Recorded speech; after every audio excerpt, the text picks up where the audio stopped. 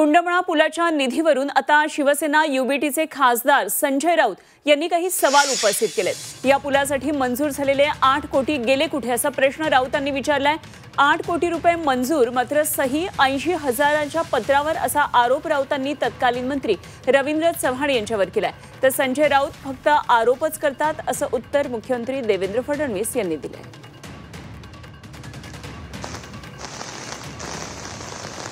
तर इंद्रायणीमध्ये काल कुंडमळामध्ये झालेला दुर्घटना आणि त्यावर आता काही राजकीय मुद्दे सुद्धा तापू लागलेत। 8 कोटी रुपये मंजूर झाले आणि सही मात्र 80,000च्या पत्रावर असल्याचं संजय राऊत यांचा आरोप आहे आणि रवींद्र चव्हाण यांच्यावर त्यांनी आरोप केलेले आहेत।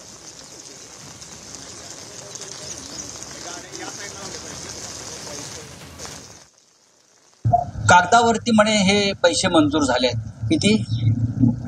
त्या पुलाच्या निर्मितीसाठी सरकारने पैसे मंजूर केले कागदावर,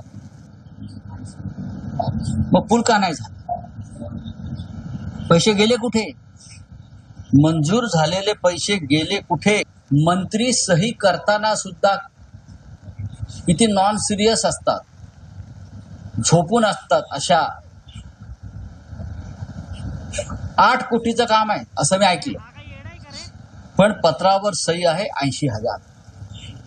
हे पहा, म्हणजे आपण कोणत्या कागदावर सही करतो आहोत, म्हणजे किती गांभीर्य आहे अशा काम। 80,000च्या पत्रावर रवींद्र चव्हाण यांनी केलेली सही आहे। काल तो पूल कोसळला, लोक वाहून गेले, लोक मेले।